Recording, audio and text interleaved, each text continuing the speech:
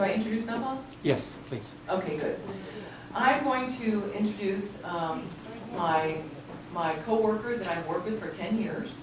Melva started with me at the Low Vision Center of Texas. She is an occupational therapist, and I have to say that I can't even remember when Melva did not know everything that she knows now. Her background is working with neuro patients. She was with us from the start. When I was in private practice and did low vision, I realized that there was a piece missing.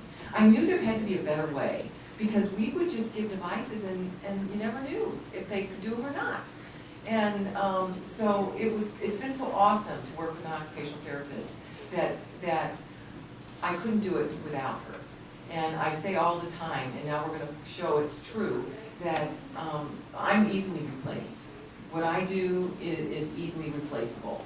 But what Melva does is not so easily replaced. And I think that if you look at the tip of the iceberg, the low vision evaluation is the very, very tip. And then what she does is all that stuff underneath the water that is just so, so, so valuable. So I'm going to turn the floor over to Melva Perez-Andrews. And you know, what is it they say when we're acting almost like an old married couple? That's the sad part.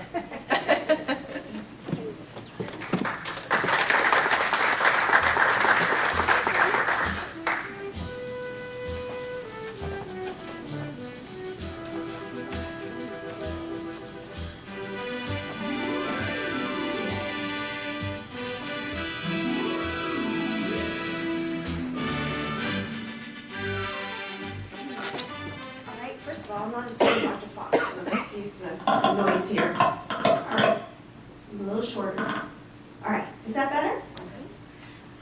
Okay, well thank you, Dr. Fox, for the introduction, and thank you for having me back.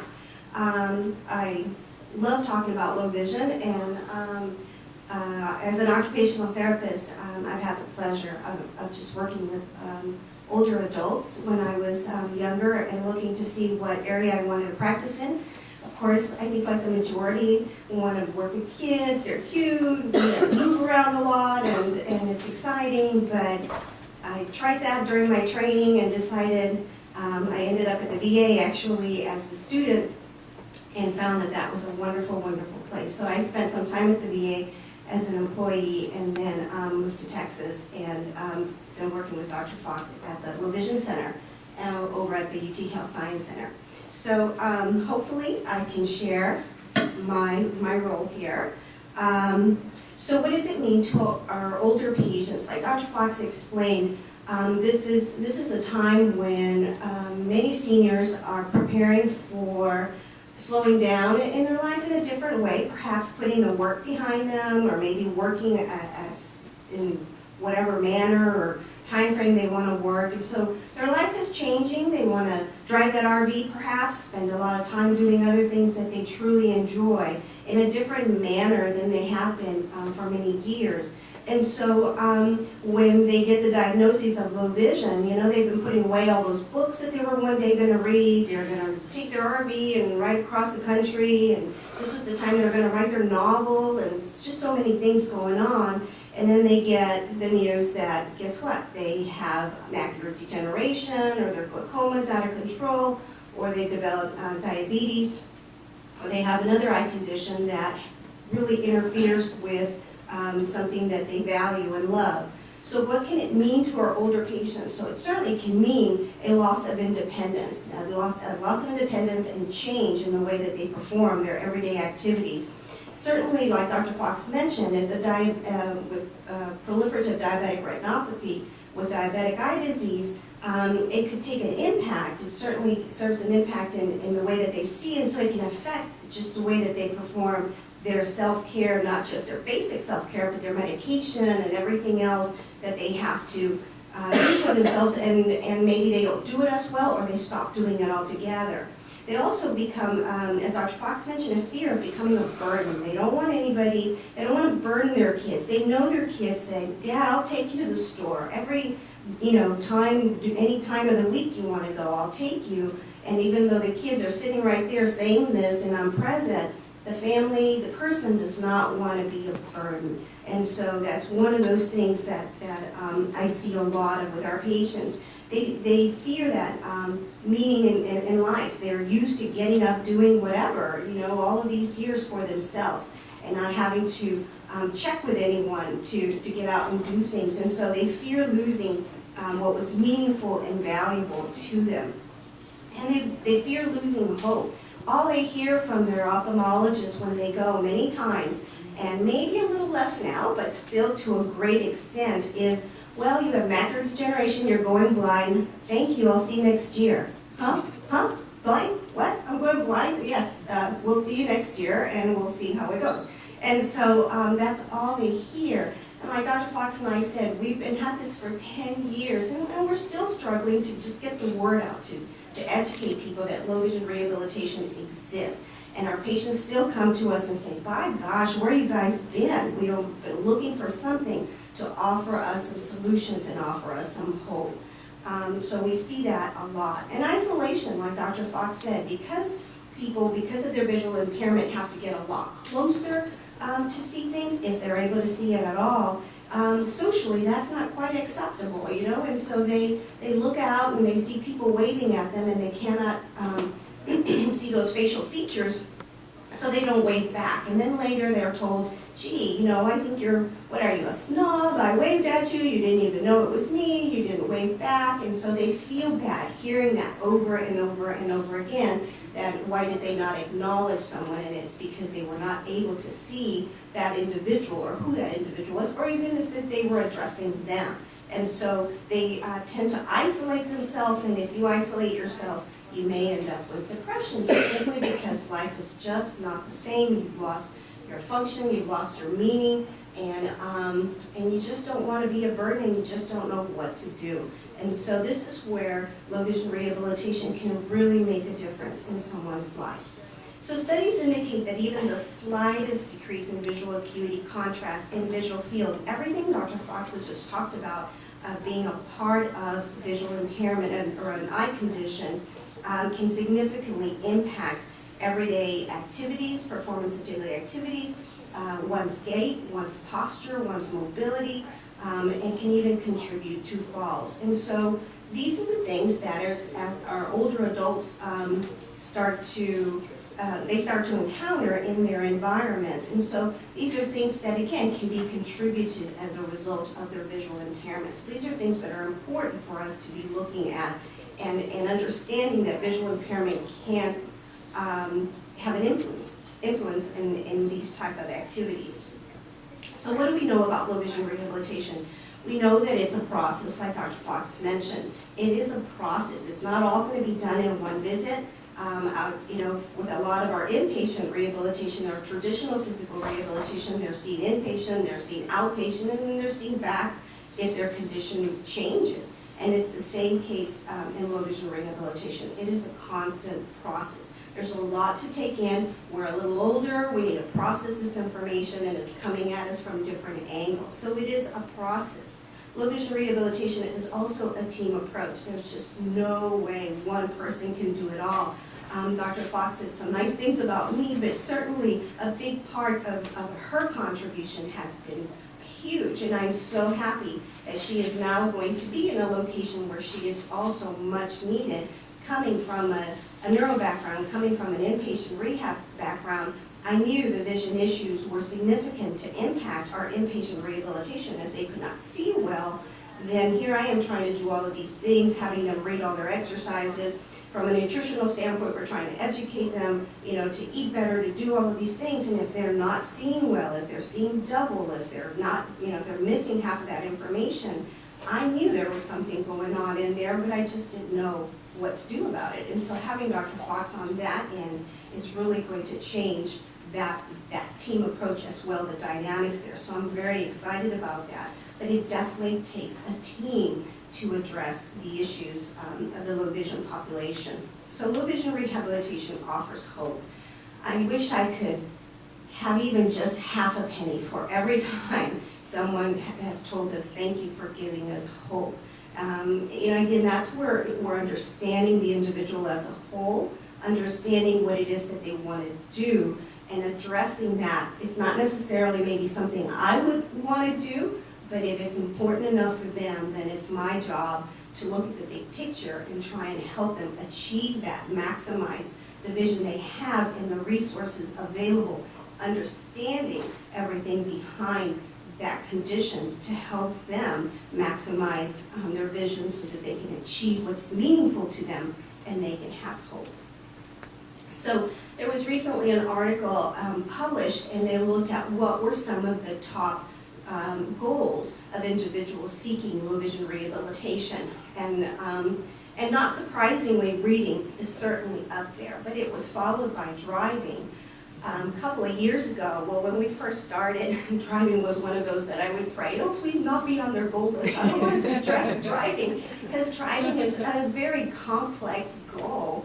But I soon found out that was not a good thing, because like Dr. Fox said, if you have not addressed what's important to them you haven't addressed their rehabilitation, their goal. So good, bad, or ugly, I had to address it. And so San Antonio has a lot of great things happening, a lot of great providers, professionals, and this is an area that I hope that we will develop a little bit more, and that's the driving rehab component of it. Simply, again, because of this population and driving and how important that is. But at the very least, addressing it now in terms of educating if they're even legally able to do it, and even just looking at their visual skills, and this is the area that we address. Let's look at the eyes, let's see what they're doing, and even though from an acuity standpoint, you are at this level, restricted, let's look at all the components needed for driving. And many times, just sitting and having an honest conversation with that individual and some objective assessments, they are able to see that if they struggle in the clinic, then out in the real world where you cannot control the contrast, you can't control color, you can't control lighting, that all of these things are going to have a huge impact in their driving and may put them or others in harm's way, and that is something that they do not want to do. So driving is certainly a goal that I do address, and it's right up there in terms of people seeking low vision services.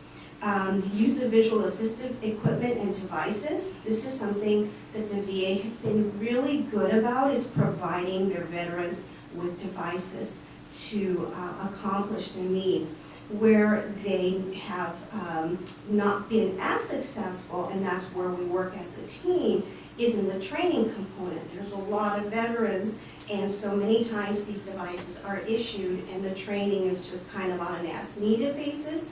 And so a lot depends on if the veteran gets back and says, hey, I think I figured this out, I'm doing well, but some may not have figured it out as well. And so I walk into their home and they have a coat hanging on some of these devices, kind of like our treadmills hold our clothes at home. Some of these devices, they just are a little too high tech, or they just don't understand how to use them. And so the training piece has been huge. And this article just came out earlier this year. So this was data compiled from the last 10 years in different clinics. And so right up there is people getting devices and not understanding what to do. So that's a huge part of what I do, is helping people use these devices. Mobility is another one, again, because visual fields are constricted, can be constricted, central field is impacted. Again, if you don't see well because of the lighting, the contrast, the color, depth perception is off, and so mobility can be pretty scary. And so it's limited, and or people become fearful, and that just contributes more towards a fall. And so mobility definitely is a huge goal for many people with low vision.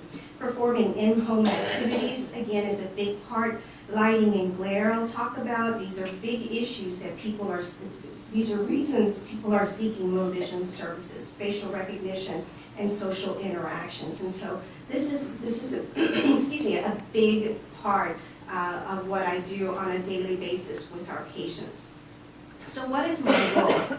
Like Dr. Fox said, it's a little bit of everything right now. So as an occupational therapist, our main focus is to enable people to be as independent as possible in their valued and daily activities, whatever those activities may be, in whatever setting it may be, whether it's a little one, a school-age person or an older adult. So as an occupational therapist, my whole focus is into looking at the whole person and saying, what is it that you want to be able to do? And physically, mentally, emotionally, every which way are you going to be able to achieve that goal? How, not if, but how can I help you achieve that goal? And so we work in collaboration, certainly in this setting, with a low vision doctor, because like Dr. Fox said, many times these individuals have just heard there's no more glasses that can help, there's nothing else that can be done. And so the doctor certainly is going to take a look at the vision that remains and how can that vision be maximized, understanding everything else behind the scene. And so that's information I need to know to move forward. So working in collaboration is super important. To provide education, I mean, we are nothing if it's not educators from the get-go, educating them on what's possible, what's not so possible, how is it possible, and what are we dealing with. So from the get-go, I'm educating. I'm also teaching the older adults to use that vision. So some people have some very good usable vision, others have very limited vision. We have people with 20/30 vision, but the amount of vision they have is that which, if you look through a straw. And so, okay, you can see 20/30 very, very clear, but all you can see is what you would see through a straw. And so that's going to impact their mobility. That's going to impact their reading. Even though they can identify the letters, there's going to be a lot of movement there. And so there's a lot that we need to look at and teach the person about their situation, their condition, and then how can they maximize that to read, to walk, to do all the things that are important for them. And so I also instruct them on the use of all these devices. So training them, instructing them is something that I do from the get-go. And to demonstrate and recommend these modifications. So although many times I see people in the clinic, I follow up with a home visit. So we take these principles, we take these concepts, we take this new information and we take it into their environment and look at how they're going to use that lighting. How far is their recliner from their reading information? Because in the clinic I may have them sit very close based on the reading glasses they're using or based on the devices, but at home they're on a comfortable recliner, their lamp is sitting way over there, and their lighting, ambient lighting is very poor, and so all of that is going to have an impact in the success of the devices that they did super with in the clinic, because I have the clinic perfectly situated. And so again, I need to take it out into their environment and see that this is going to work. And last but not least, my main goal is to enable the older adult to successfully engage in whatever activity is important to them and whatever's meaningful to them. And it may be one thing or it may be 5 things. And again, that's just my job, is to sit down and see what's possible and how we're going to go about it. So from an evaluation standpoint, I understand this is a pretty busy slide, but I just want to emphasize again that I look at the goals. We send out a questionnaire and we send out a paper that says, what are your goals? And when their goals are blank, that is super telling, because they don't even know the potential, because they don't even know what's out there that could help them. So I know that on my first session, it's going to be, let's sit and talk. And let me even show you, I'm going to be a cheerleader on that first session, just to try and get them to come over to my side and see what the possibilities are. And so I love to see also a goal sheet with every goal in every which way, in every color, in every style. I mean, they are very explicit with their goals. And so someone like that knows exactly what it is that they want, and I can get to working from the start in showing and educating and training all at the same time. So that page of goals is very telling to me. But that's just a small piece of the puzzle. So as you can see, as an occupational therapist, I'm looking at a lot more than just the activity. What is it they want to be able to do? I have to consider, you know, again, the eye. If they want to drive, but their acuities put them in the legal blind section, they're not going to be able to drive. So I'm looking at, you know, the body functions and body structures. If that doesn't support their goal, then I have to be very careful on how I tell them that that's not going to be possible. But I also need to look at at this stage in the game too, their performance skills are more impacted, simply because we're older, we're not as fast, we have some sensory perceptual issues, we have motor skill issues, we may have some cognitive issues, and so I'm looking at that aspect in terms of how that's going to affect their goal performance. I look at, with this group of individuals, of all the things on here, I think their performance patterns are the most important. When people get to be 60, 70, 80, 90, and 100, their roles are pretty established. Their habits are pretty established. Their rituals are pretty established. Their routines are established. They tell me, you want me to do what with my eyes? Well, yeah, I don't, if you want to see something, don't look at it. Well, what do you mean if I want to see something? And that's because that blind spot is right in the center, and I've got to teach them how to move that spot out of the way to be able to use a better part of the retina to identify. It's not a normal way of looking, but your body can learn to do it. But again, I'm talking to someone who's 80 or 90 or 100, and they're like, you want me to do what? So many times, they're excited, change is not a big issue for them, and other times it may be. So this one here is a lot. I spend a lot of time on my end understanding where they're coming from so that I can determine if some of these things are even going to be possible or at the level they want it to be. And so I look at the context and the environment, like I said, where do they want to accomplish these goals? And then nowadays, we have just so much technology that is very, very helpful. But again, you have to look at that person. How easy is it for them to understand and to use, and how patient are they? I had one lady, she's probably in her 70s. She was, she called herself a snowbird.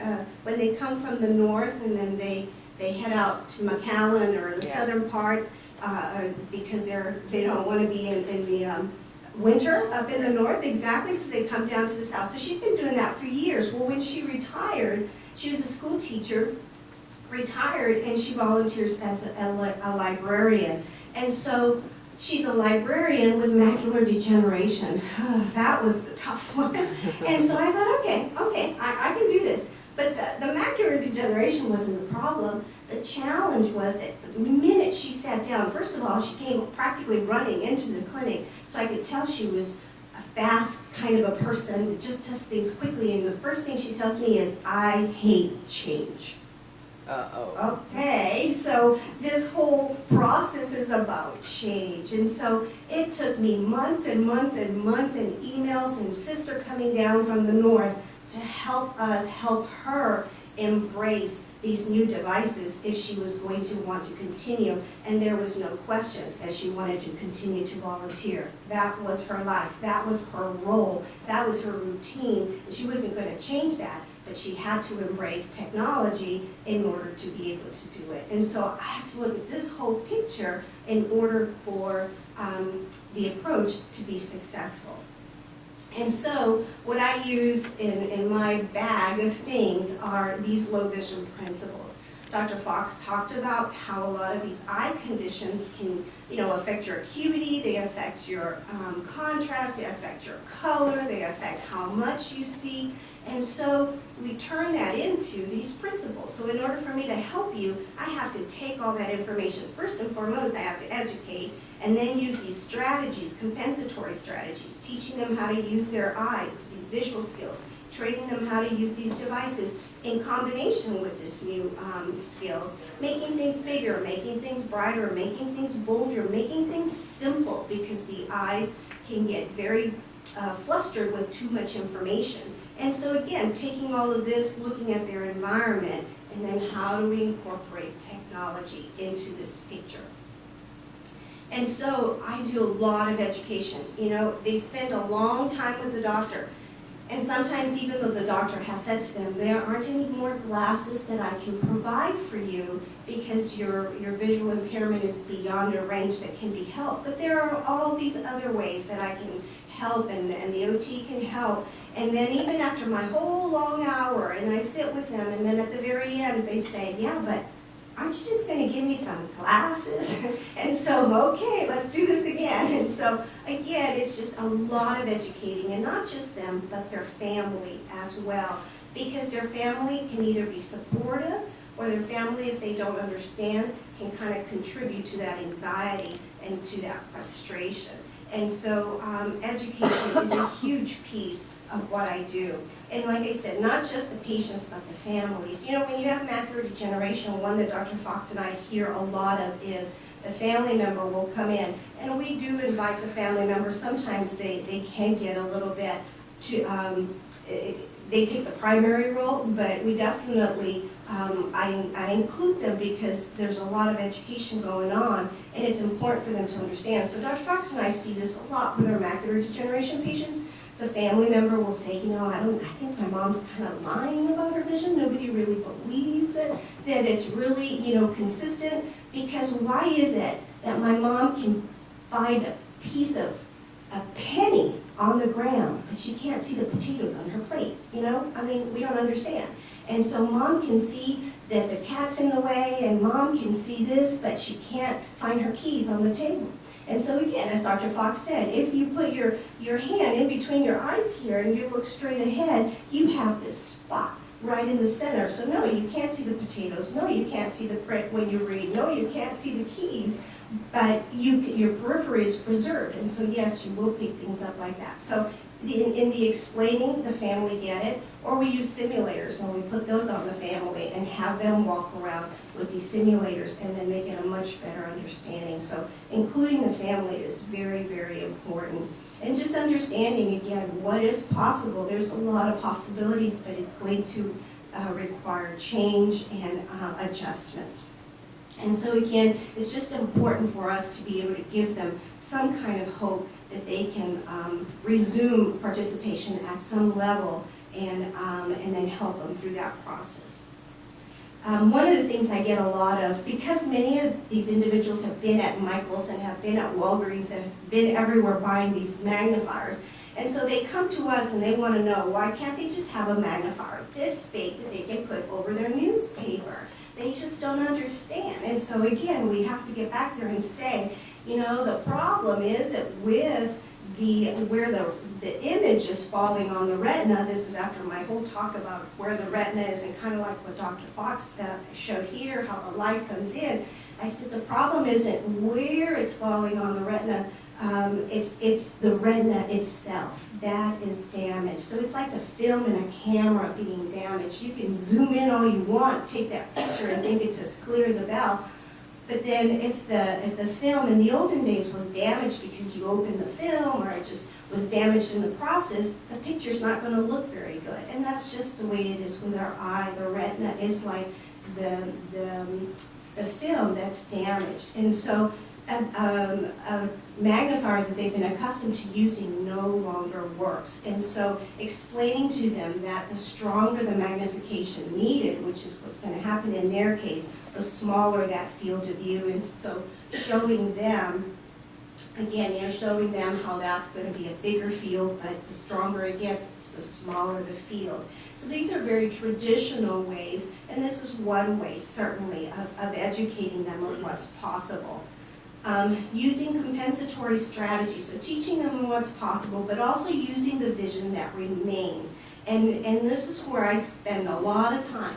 I teach them about those blind spots. Dr. Fox showed the picture of the person who may have diabetic, and back in the olden days when they did laser, what that would do is that would stop the leaking, but it could also contribute to scarring. So they would get kind of a double whammy, and that's why they had all those blotches. It's like a Swiss cheese effect. So that's the kind of person that comes into the clinic bopping their head, because they're bopping their head trying to look through those good spots. And like Dr. Fox said, if they're lucky enough that right in the center there's no scarring there, they don't think there's a problem, and yet they wonder why they're constantly bumping into people or having accidents, and that's because they don't see well out in towards the outer part of that central vision. And so my job is teaching them where those spots are. We evaluate for that. I know where it is, but then I need to teach them so that they're aware of where those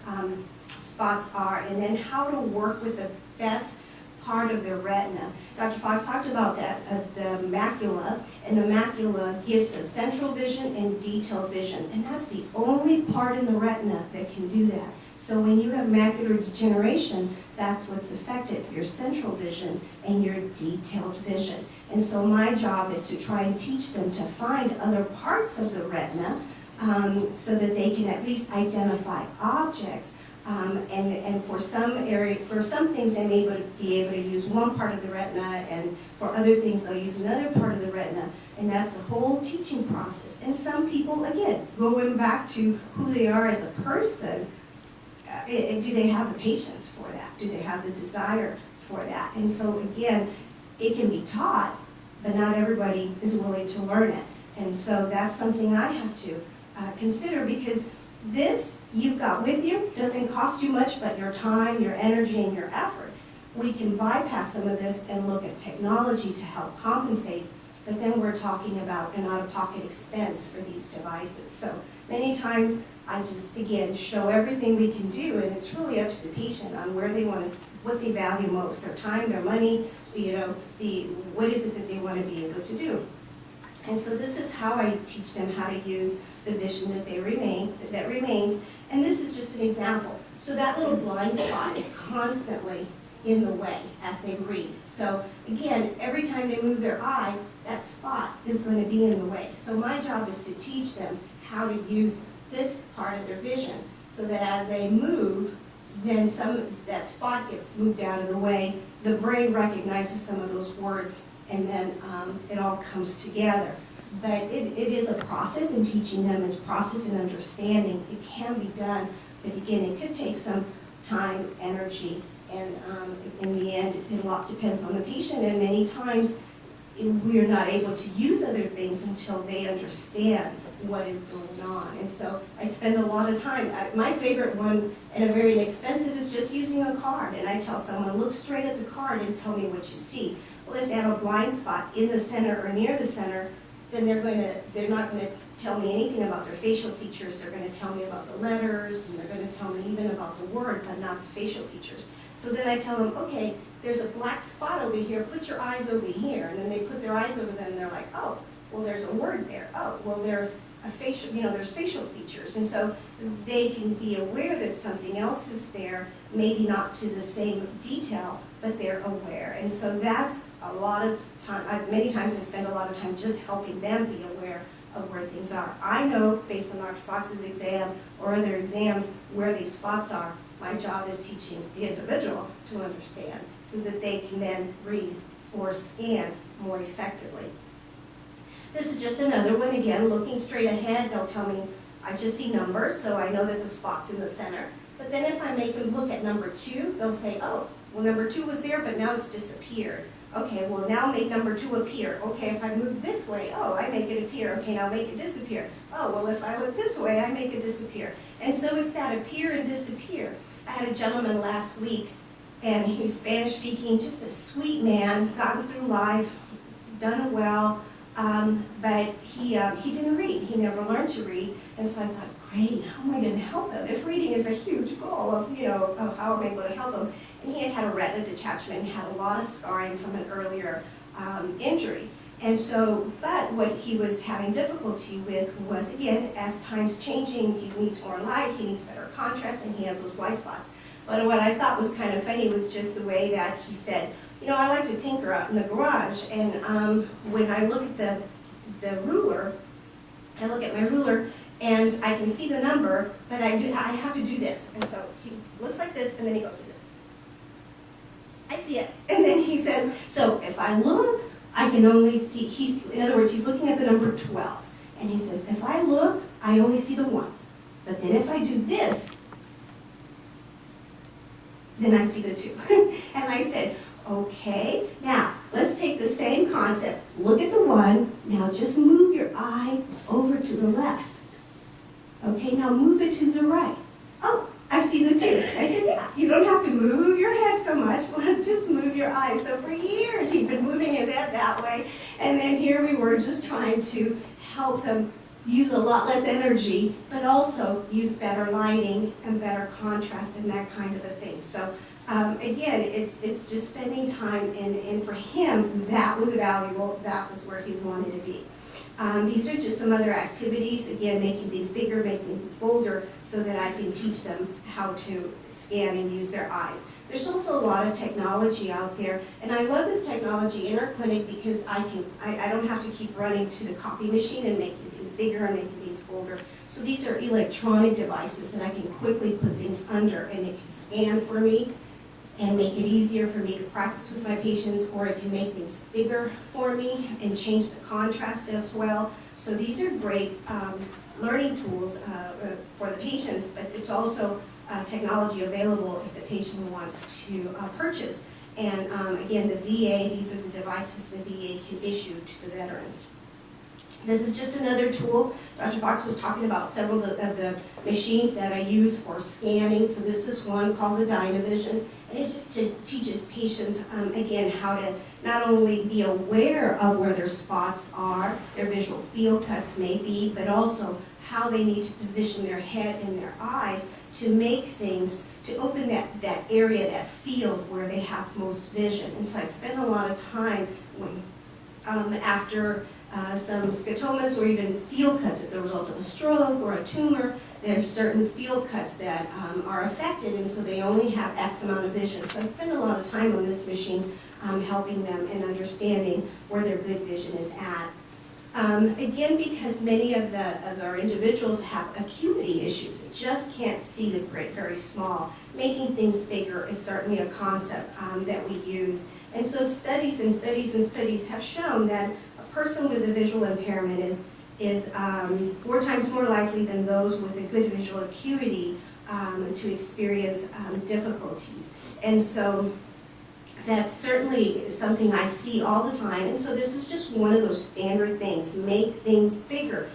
But you don't always, not everybody benefits from making things bigger, because again, if you have someone with the only vision they have left is that which you can see through a straw, making things bigger isn't better for that individual, because it's not going to allow them to see the whole word. So for someone like that, you kind of need to stand back a little bit more to be able to see. But again, you have to compensate for the acuity, and so that's where this team approach is really helpful. Are there some glasses? Is there something that we can do so that we can kind of meet in the middle? And so making things bigger is something certainly we can do just by getting closer to the print, to the object, to the television, or just using bigger and bolder devices out there. So these are some of the non-optical devices Dr. Fox was talking about.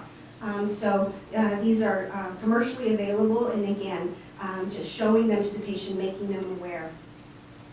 There are other devices, standard traditional devices. These have been around for a really long time. I like to tell my patients there's good, there's bad, and there's ugly about these. They're fairly inexpensive, but they can be limiting in the amount of surface that you see. But they're great because you can put them in your pocket and take off and do what it is that you need to do at the grocery store, at the doctor's, and you can use these. And so the other good thing is that, like I said, traditional glasses are no longer beneficial for many of our patients, but there may be some stronger reading glasses, and that's where a good low vision evaluation can set the tone and can help us out. For example, a lot of our diabetic patients need to be able to see the syringe, or need to be able to see how many clicks on their pen and their insulin pen. And so you almost need 3-4 hands, to help you with all of those things. And so anytime you can have a hands-free device, then it's beneficial for that individual. And so again, a good low vision evaluation will focus a lot on this.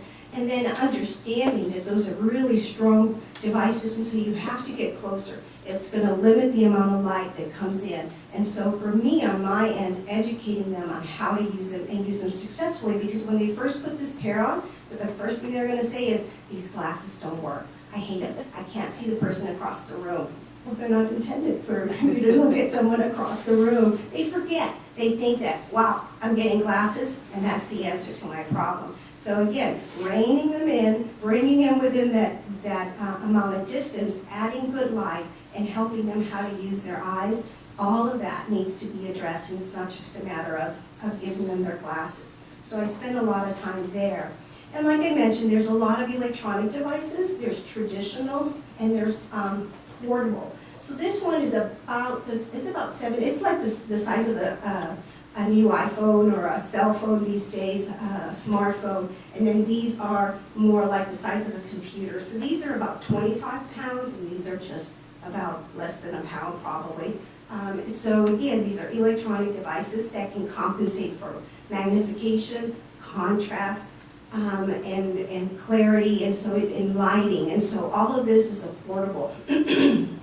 The good, the bad, and the ugly. The ugly is that these are out-of-pocket expenses, and so they can run anywhere from a couple of $100s to a couple of thousands of dollars. So like I said, if they're veterans, the VA has a wonderful program that can provide these devices. If you're not a veteran, but you're employed and you want to remain employed, the state has a wonderful program that can help. The problem is if you're a mom at home, or if you're an older adult, the resources available are a lot smaller. And so again, it's that team approach and collaborating to try and find what is the most economical way that we can procure these devices for that individual. And so it does take a team approach. There's a lot of catalogs out there, again, just connecting people, showing them what's available, buttons with larger numbers, higher contrast checks. Those kind of things are just small little things that make a huge difference in someone's ability to remain as independent as possible. I did a visit to a lady's home a few weeks ago, and she had purchased this electronic device. So this is a big 23-inch monitor. This is the camera, so the camera is right there. So when you turn this camera down, it will zoom this image onto the monitor. So she was painting. She's been a painter. She has some stuff all over San Antonio. And because of, I think it's macular degeneration, it's become a lot more difficult, certainly. And so she purchased this device. She really stands here and gets close to what she's painting, but what she was having difficulty with was a picture that she wanted to replicate. And this particular picture was one of a farm home where she had grown up, so she wanted to paint that. And so she purchased this device. I went out to her home, tried to figure out what would be the best position to use it so that the camera could angle and look down at this picture, project it here, and then sitting close to this, she could look at this, the detail, and then replicate it in this picture. So this particular one right now is showing this picture. That's what you're seeing here. But again, assessing how to use it in her environment, she was just thrilled that she was able to do that. And so that allowed her to keep her painting skills. So there's some talking devices too. Sometimes it's just a little too stressful or a little too important to guess on any number or things like that. And so there's a lot more glucose monitors available these days. When we first started 10 years ago, they were about $400 for a talking glucose monitor, and now they're not that expensive. And so again, just being aware that if we want our patients to remain engaged in their own self-care, that it's important that we at least introduce them to some of these talking devices, blood pressure machine, even a scale that talks, these glucose monitors as well. And so there's talking devices galore these days, and again, it's just connecting them to that. And many of these are out-of-pocket expenses, but they're not terribly expensive anymore. Same thing with writing. The older adults, boy, they get very bothered by not being able to write their names or write their checks, and so I spend a lot of time just doing some simple adjustments, like making things bolder, make sure they're not using a pencil but a darker pen, that they're using good lighting, that they're using high contrast for larger books whenever possible. And so some of these the families can make, and some of these are readily available as non-optical type devices. Lighting is where I spend a lot of time.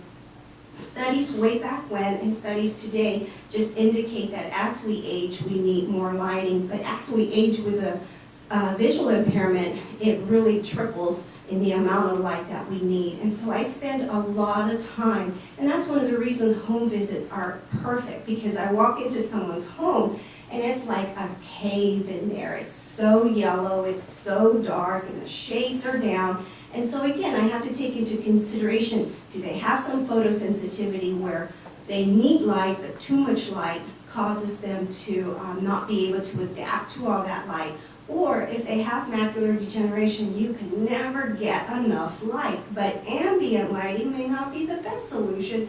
Task lighting is what they may need. And so I use a lot of lamps like this. This is what Dr. Fox was talking about carrying in my car. I should have bought stock in Big Lots or Lowe's or Home Depot, because lighting is huge. And it's just a simple adaptation. So with this population, you want to bring the light closer, so these are ideal. The type of lighting is ideal, but you also want to make sure the room is white and bright, because they need to be able to use their peripheral vision to their advantage. So I spend a lot of time educating them on all the lighting that's out there, the good, the bad, and the ugly. Lots of good things about LED, but the biggest disadvantage is the price these days. But there's a lot of good CFL. Compact fluorescents get a bad rap, but they are really pretty good lights if used correctly. The right lumens, the right location. You can really do some great things for our patients. And so, but understanding the brightness, understanding the color of the light, those are all things that I go into detail with our patients, because it's such a small, inexpensive thing that they can do, but it makes a huge, huge difference. Enhancing contrast, I think this picture pretty much tells it all. Again, because their color is impacted, their contrast sensitivity is impacted. Just anytime you can make things stand out and be a lot bolder is going to be just tremendous for the individual. So I spend a lot of time just showing them how they can do this in very simple, inexpensive ways. Using task lighting, I went to this person's home, using task lighting, just adding a little light to the phone makes a huge difference. And so just using, again, a brighter light, a whiter light right over their environment made a huge difference for this individual. Clutter, again, studies show that when your eye is trying to figure out where do I hone in on, that if there's too much clutter, it just doesn't know where to look. It's already being impacted by the blurriness caused by in the central scotoma or any other spot in the eye.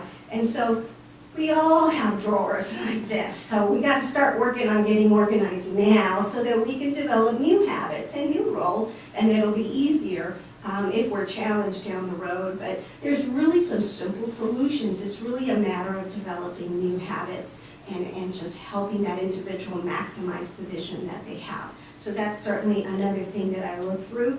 There's a lot of things at our disposal. The container store is a wonderful place to go and see how an ideal world would be like, but then I can go down to the Dollar General and see what else they have that I could use to help the individual, just set their items up and a lot more organized, using just a simple piece of paper with a rubber band and writing on there. One thing I see a lot of when I go to people's homes is I cannot see expiration dates. I do not know when the milk expires. I do not know when my cranberry sauce expires. I cannot see it. And so I say, next time you invite your daughter over for a little tea and cookies, have her tell you, and then with a black marker, write it really big on the top of the can. Or get a piece of paper, write it on there and put a rubber band around it. And it's big enough, it's bold enough that you can see when it expires. And so simple things like that make a huge difference in someone's lives. And like Dr. Fox mentioned, the blue pants, the brown pants, the dark pants, those kind of pants, again, you take a piece of paper, punch a hole on it, put on there in dark black, blue, brown, and then you just take the rubber band and put it on the hanger, and there you go. Now you're able to see. Change the light bulb, make sure you have good light, and that will help. So I spend a lot of time on just these simple concepts that make a huge difference for our patients. And so I think here is just finding out where they're having a problem. And in our clinic, this is the area where I sit and I talk with the patients, because half of the time, like I said, their family is sitting there and they're looking at this and they're going, oh, I hadn't thought about doing that. Oh, I think I will do that. And so as I'm chit-chatting with the individual, as I'm educating them and going through that, the family's taking notes about ways that they could go home and make and change the environment. So again, that's using the family to help me if I have to delay a home visit for a few weeks. the family can start getting out there and changing the lights and marking the devices and doing things like that. So high contrast whenever possible certainly is the greatest advantage with this group. Enhancing identification. So if you can see on the stove, it's just using, so many times our patient says, well, I use nail polish. Well, that's good, but what if it blows up or something? And so you can use some puffy paint or fabric paint, and you can easily mark things, and so there's, you can feel it or you can see it, and you can easily peel it and not affect the appliances. So this is another way, a simple way of just using some bumps, some little buttons, or some fabric paint to mark things so that they stand out brighter. So that's what I was talking about, the bumps and the puffy paints. Microwave, I spend a lot of time on the microwave. If they're having a hard time just finding the button, it's great, again, if they've had a microwave for 10 years, but then if it breaks and they get a new one, they're lost. And so we need to kind of put in more bumps and just help them find that 1 minute so that they can hit that and they can turn, find the button that says on or off. Technology, tons of technology. And so a lot of individuals now, 10 years ago, Dr. Fox and I, high technology was a remote control with more than 3 buttons. Our patients would say, oh no, I can't handle that remote control, you gotta help me. And nowadays, my gosh, our iPhones have apps and they can open our garage, they can turn on the coffee pot.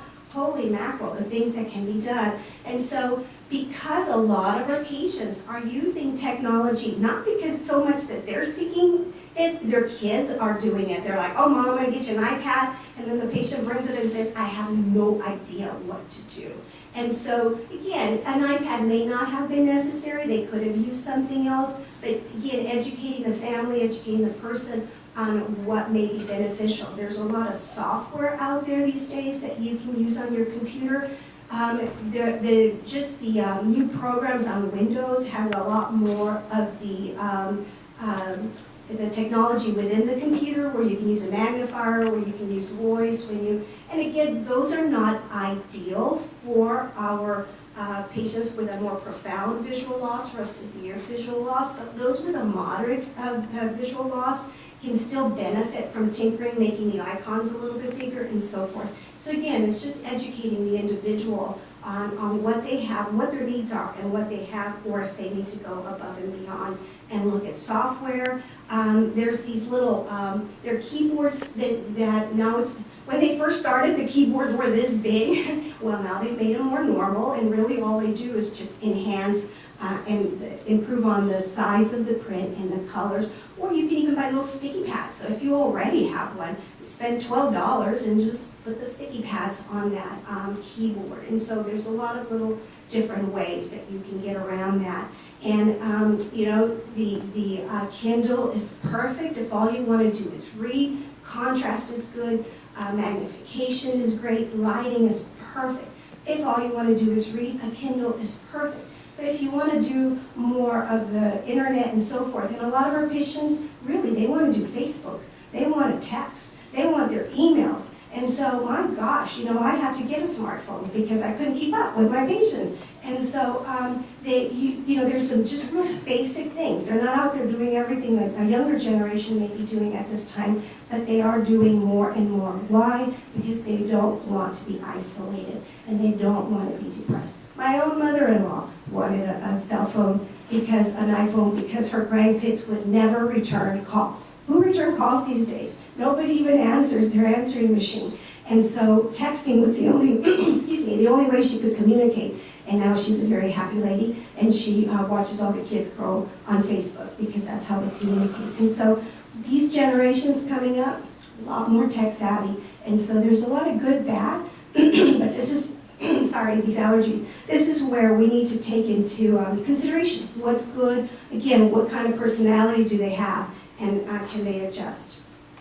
There's some talking books. There's a free service called Talking Books, the Owl Radio Reading Service. And so again, sometimes patients are just appalled that I would recommend that they use talking books instead of print, and they are just totally offended. But others are willing to augment they're reading large print or standard print that could be a bit fatiguing and augmenting with talking books. So this is a free service through Talking Books Texas, and so we just connect them with that, and then they get a tape player that's a little USB. Thank you. Thanks, Dr. Pike. That's a little USB, and then they get all their cassettes through these little cassette boxes that are so easy, and no postage required. So everything you have is right in here. You turn that card over, put it in the mailbox, and it goes back.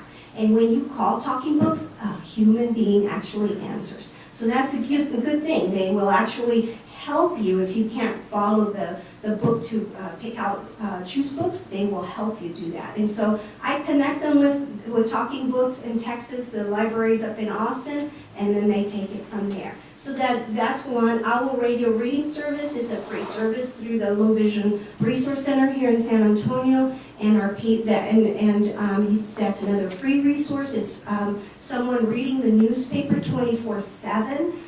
Twice a day, they read parts of the San Antonio Express News. These are volunteers in San Antonio. They're over in the Frost Bank, over by Nacogdoches and 410, and they will tape reading the paper twice a day, and all the other time they're syndicated shows or talks from Money Magazine, Wall Street Journal. I mean, it is a variety of magazines, and so that too is a free service, and you can connect them. If you go to their website, the Low Vision Resource Center here in San Antonio, you can get a application for that, and it's a free resource. So connecting them, we have a Low Vision Coalition here in San Antonio. These are some of the members, and that's what we do. We collaborate, we help each other out. There's a new one that I didn't get to research. It's called Bibliotech. Have you guys heard of that? They give out, well, they don't give them, they loan them, but they're iPads. So now, instead of having a tape player, it's an iPad that you download a book to. They help you download the book, and then through the iPad, they loan out iPads to seniors, or anybody. The ones I've seen are seniors. I'm like, hey, where'd you get that? And it's called Bibliotech, I believe. And it's a fairly new program here in San Antonio, so I'm going to get all over that here pretty soon, because you can be a site to demonstrate, or you can contact them, and then they come and they set you up so that instead of downloading to your computer or downloading or having a tape player, you download to your iPad. But if you don't have an iPad, they provide you one. And that's all it does is read the book. But another great resource. And so these are just some paintings that we have in our office of patients who have come to us and have found their own way. This is a gentleman. This is how he used to paint before his visual impairment. As his visual impairment progressed, and as it really progressed. So he found a way to adapt. And so he was a patient of Dr. Fox for a really long time. And with a lot of guidance and support, not only did he get from here to here, but then he taught others how to do that, how to just adapt, adjust, and continue to participate.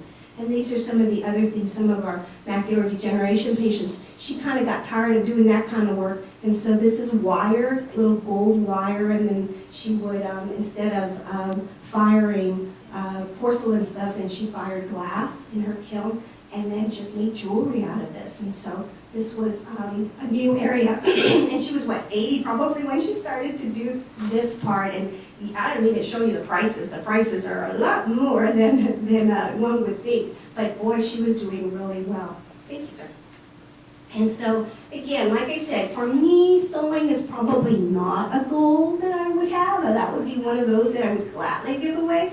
But this lady, sewing, threading a needle, was an important thing. She wanted to be able to help thread her husband's pants, hem them, and or read things for herself. And so she really just cried and said, I don't have to ask anyone for help, because those really small basic things she was able to do because of the reading glasses Dr. Fox prescribed, but also just with her regular glasses and a magnifier, that she was able to do things for herself. So this was a very happy person.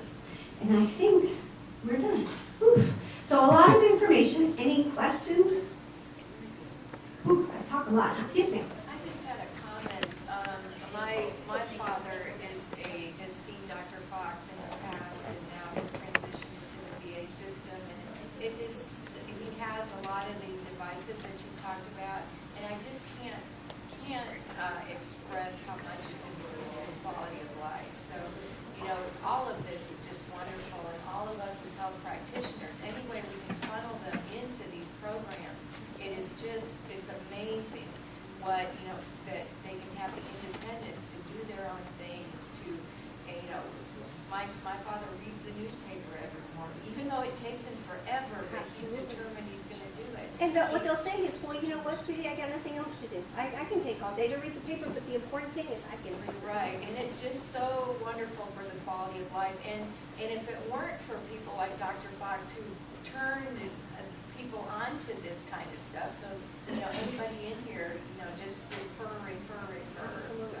Just being aware that we're out there. And like you said, Dr. Fox and I have been paving the, you know, running and just trying to get the word out that we exist. And there are more low vision centers out there. And like I said, the VA has a whole area, their own VIST program. And so we're growing a little bit more, but still a lot of our patients that come to us say, goodness gracious, why didn't I know of this sooner? And so I think that that's our responsibility, if nothing else, being aware and referring is what we can do A lot of times they think, well, this is the end. This is it. I don't have any recourse, and really there is. Absolutely, absolutely. Thank you. Thanks. And we'll have your check to you at the end of the... Dr. Fox, thank you. I always get nervous when somebody says, I brought somebody to see Dr. Fox. I'm like, oh no, I hope it was a good experience.